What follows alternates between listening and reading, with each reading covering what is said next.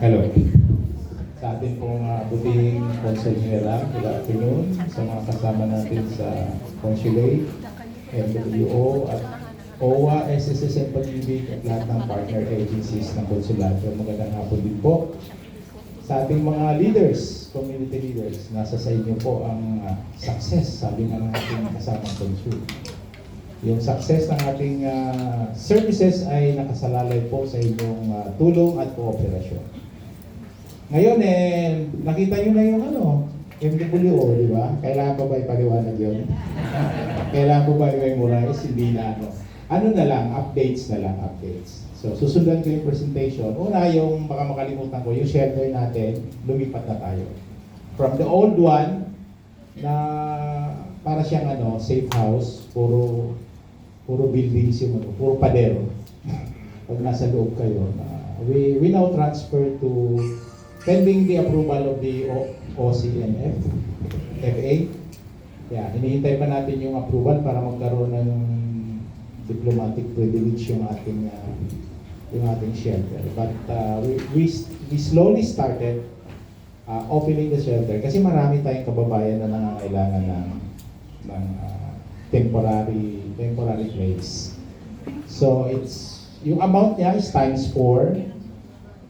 It's a resort-like shelter. Para siyang resort kasi may swimming pool.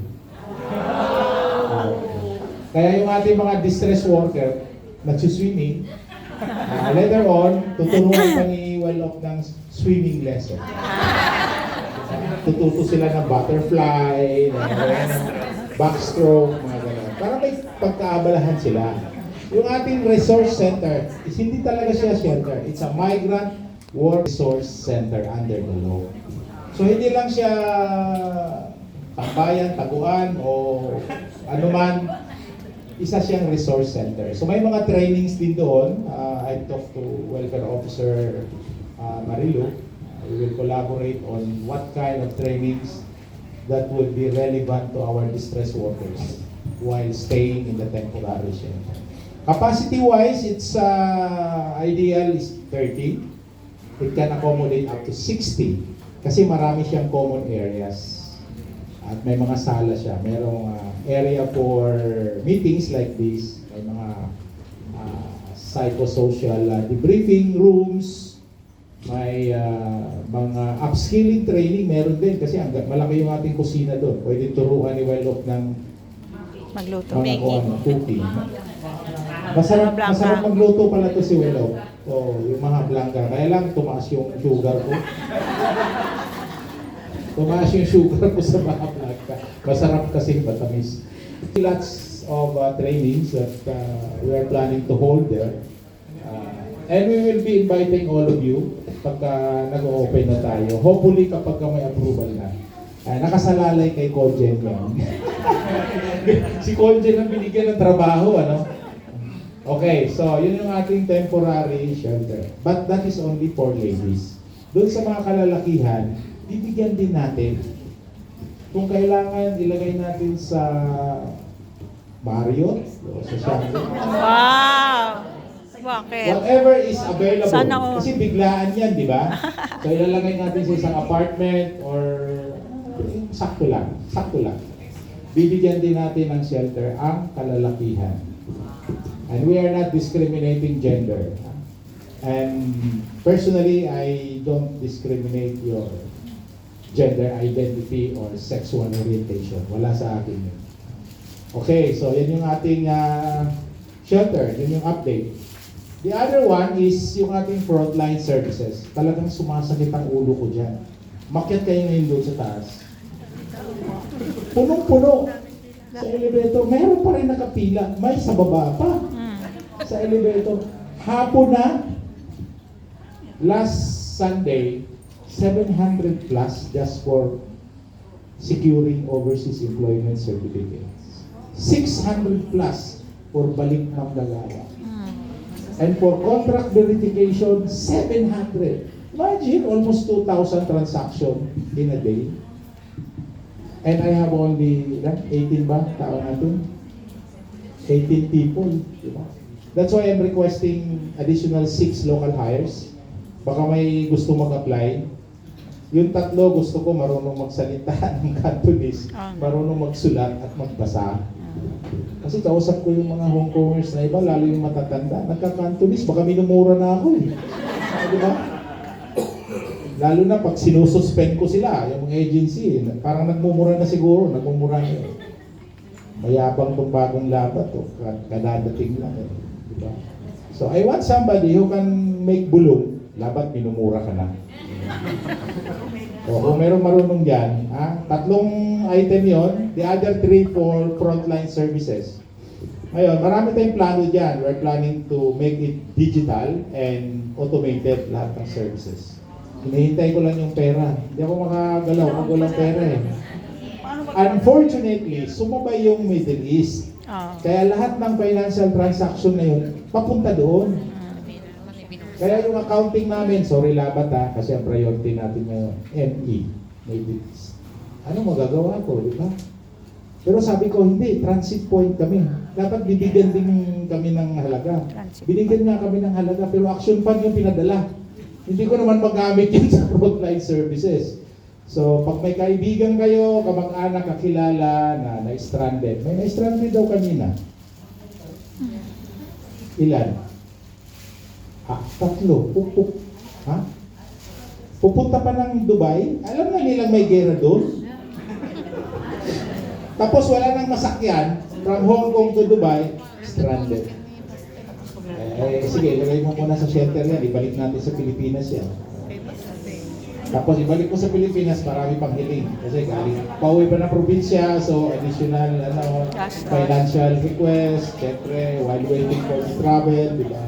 Sana naman, yung mga kamag-anak natin, sabihan natin, ba't pupunta pa doon? May gera na nga eh. Di ba nagre-repatriate na nga tayo, nagcha-chartered na tayo ng mga planes para pauwi. Tapos may pupunta pa doon. Sabi sa akin ng SWAT ko, yung social welfare attaché natin, sir, mga turista. Doesn't matter, kung turista, Pilipino pa rin yan, puntahan doon. Sir, hindi naman OFW, kahit na. Pilipino yan eh, di ba? Basta Pinoy, kadugo natin, kababayan natin, tutulungan natin. Saka na tayo mag-delineate kung sino yung dapat tututok sa kaso. Aksyonan muna natin kaagad. Kasi na-stranded nga eh. So, hinihintay lang natin yung resources natin, masimulan natin yung digitalization. Pero nag-meeting na kami with the head office last week. Yung ating, yung OEC natin, merong ini-introduce. Ginamit na sa Dubai, Saudi Arabia, pangatlo ang Hong Kong, yung data flow. Online na lahat yung balik manggagawa, contract verification, at kasunod dyan yung OEC. Kaya lang, may convenience fee. Yun ang ano natin. Pero ang tinanong ko, yung ba ay option o lahat na doon? Hindi ako pumayag na lahat doon. Kailangan option. Yung gustong pumunta pa rin sila.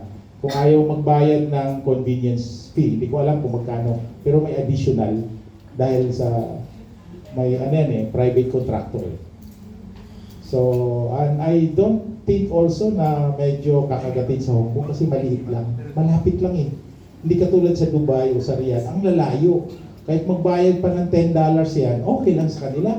Kaysa mag-travel sila from Buraida to Aljub or Al-Kubar to Riyadh, di ba? So matipid pa rin yun. But in Hong Kong, sabi ko, I doubt it. Kasi andyan lang, isang train lang yan. Public transportation is very accessible. Saka yung mga nakapila dyan, tinatanong ko, ano ba kailangan niyo OEC? Pwede naman kayo kumuha, mag-generate online, wala namang bayad yan. Eh sir, gusto namin dito eh. Kaya nga kayo nandito para tulungan kami. Binalik patuloy sa akin. Kaya daw kami nandito para tulungan sila. Sabi ko, habang pila, ilang oras ka dyan bago maghintay? Di bali sir. The same experience in other posts. Sa Kuwait, sa Riyadh, sa Taiwan. Ganun yun, lalo yung mga kababayan nating domestic workers. Gusto nila personalize. Yung iba naman kasi hindi masyadong teke rin, diba? Kailangan mong tulungan. But it can be generated online. Yun ang problema natin. Tulungan nyo kami. Yung mga leaders dyan, yan. May mga members kayo, may mga kakilala kayo, kukuha ng OEC kasi graduation ngayon, kaya marami. Saka mahaba yung bakasyon, Holy Week, di ba? Huwag nang pumunta dito. Kung the same ang employer nila, yung previous one, saka yung current one, pwede na mag-generate doon sa 7-Eleven o sa kwarto mo, sa laptop mo. Mag-generate mo na yung overseas employment certificate. Hindi na kailangan pumunta. Para mabawasan yung pila natin, yung 700 kahit 300 na lang siguro pipila dyan. Tulungan nyo kami dyan ha. Habang hindi pa natin na-automate yung ating process. Malaki ang may tutulong nyo talaga dyan. Kasi napapansin ko, last week 600 plus, ngayon 700 na. Baka sa susunod na linggo, 800 libo na yan. Diba? Pagalitan na naman ako ng boss ko dyan. Anong ginagawa mo dyan? Ba't ganyan yung pila dyan sa Hong Kong? So, tulungan nyo kami please sa OEC and Balik Manggagawa.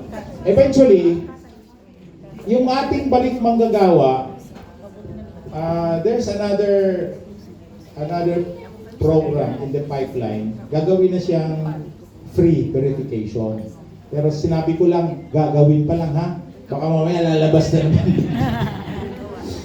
Plano pa lang yan. Ini-improve na natin yung services. Kasi hindi na sila dapat magpa-verify ng contract again and again kung babalik naman sila sa the same employer, the same work site.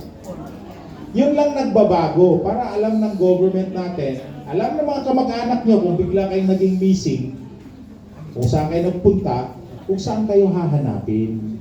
Diba? Kasi magagalit na naman kayo sa amin. Alam ko nandiyan sa Hong Kong, bakit nandun na sa ano yan?